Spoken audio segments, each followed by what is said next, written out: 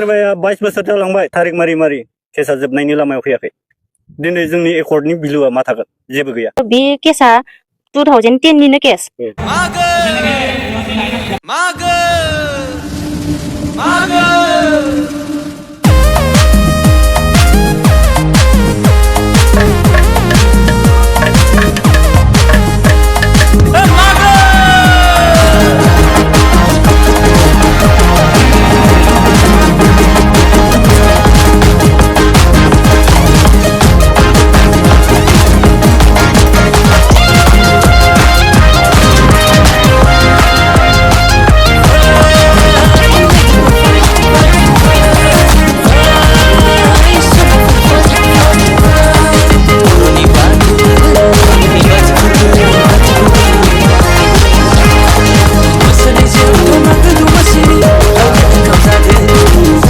लिडारफोराल' बिसि फिसायजों थानानै आराम संसार जागासिनो ओमफ्राय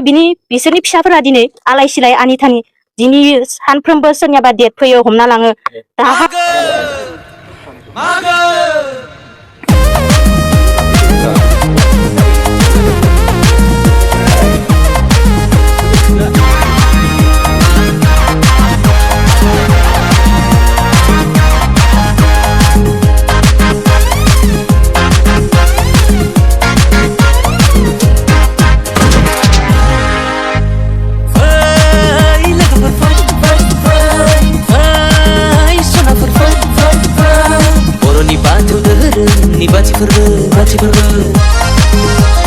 बोसोरनि जोबथा मागो दमासिनि लावखार ओंखाम जादोनि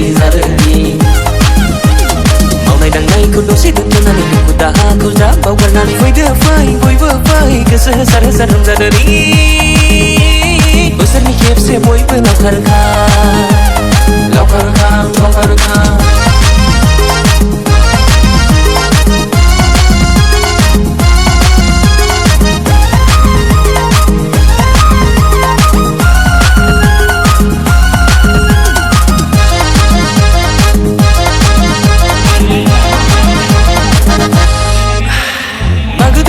थाव फिथा मागो दमासिनि एन्थाब फिथा मागो दमासिनि जौ गोरान मागो दमासिनि जौ गिसि बेसे लोंनो लों बयबो बेसे जानो जा ओंखामनि आलि बेदरनि आखाइ जेनिबो आंखाल गैया ओंखामनि आलि बेदरनि आखाइ जेनिबो आंखाल गैया लोगोफोर जेनिबो आंखाल गैया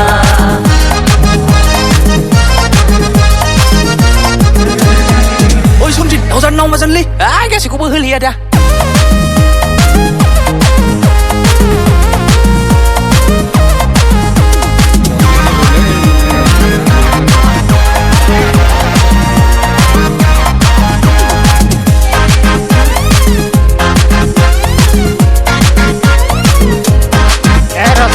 बेखौ दामनाय आं मोसानि लाव मागो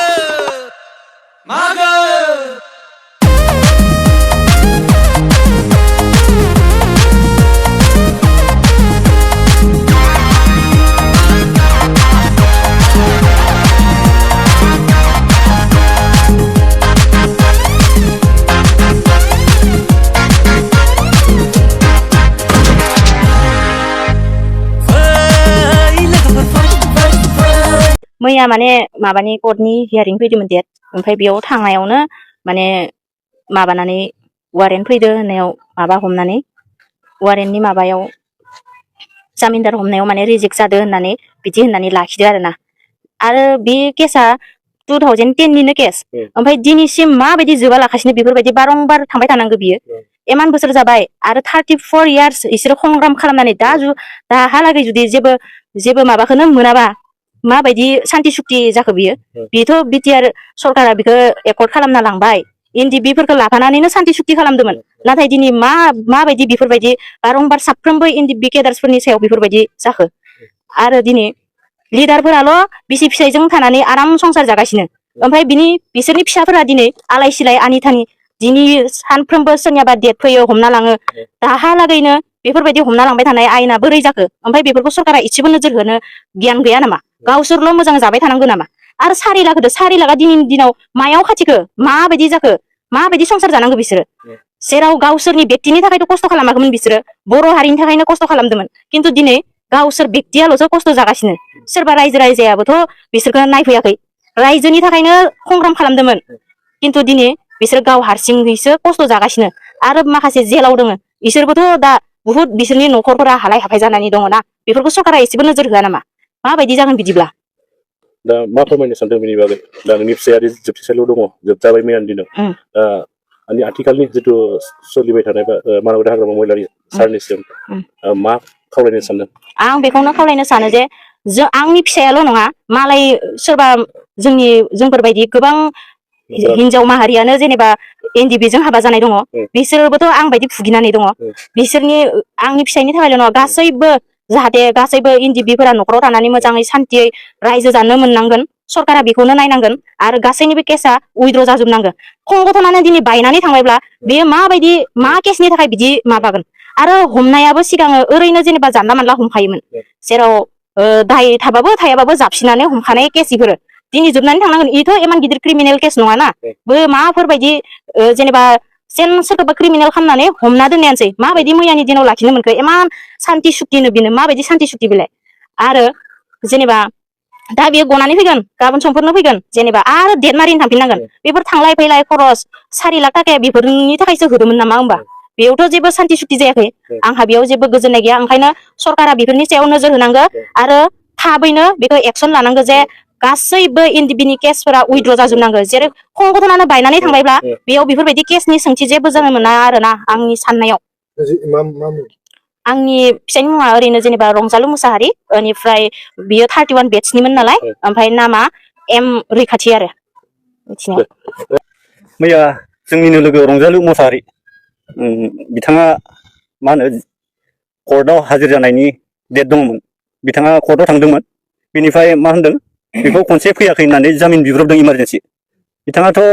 सिगांनिफ्रायनो थारिख मारिबोगासिनो सानसेल' गेप्सनि थाखाय बिथांखौ जामिन बिदों जामिन बिनायाव इमारजेन्सि जामिन बिनायावथ' जों बबेनिफ्राय मोनस्लाबनो मोनासै बिनिफ्राय मुस्लिम जिथुनाखि जामिनदार बिदों मोनथाम रेजेक्ट जादों दा रेजेक्ट जानायाव बे रंजालु बिथांखौ मेजिस्ट्रेटआ कर्ट जेलाव सोना दोननाय जाबाय दा जों बेखौसो बुंनो सानदों जोंनि राङापारा हालामनि आन्दाराव दासिमबो 12 जन केस थारिख मारिनांगासिनो जुदि गासिबो बिदि जुदि मोनफ्रोमबो थारिख सानफ्रोमबो मारिबाय थानांगौबा बिथांमोननि हालोदा मा जागोन मा मावना जागोन दिनै सोरबाया 22 बोसोर जालांबाय थारिख मारि केसा जोबनायनि लामायाव फैयाखै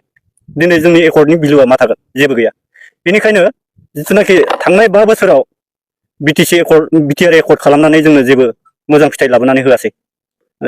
गोबां मानसियानो थारिख मारिनांगासिनो बिथाङाबो बिसना सारियालियाव दासिमबो न'निफ्राय हान्थिनानै थारिख मारिनांगासिनो बिथाङाबो वारेन्ट फैनानै थाखुमानो गोनां जादों साननैसो आरो दिनै रंजालु मुसाहारि बिथाङाबो मोननै केस मारिनांदों आरो बिनि सायाव मारिबाय थासेयावबो सानसेल' एबसेन्ट जानायाव बिथांखौ डाइरेक्टलि जेलाव सोबाय होमबा बिदिनो बयनिबो न'खरा जुदि बिदि हालाय हाफाय जानाङोबा जोंनि हालोदा मा जागोन बेनिखायनो दा गोदानै सोलिबाय थानाय जिथुनाखि BPF सरकार बिथांमोननिसिम जों गुरैयै खावलायहरो जाहाथे जोंनि NDFBनि दा नांबाय थानाय केस बेफोरखौ अननानै जिथुनाखि फोजोबना होयो रायज्लायनानै जों बेखौनो खावलायनाय जायो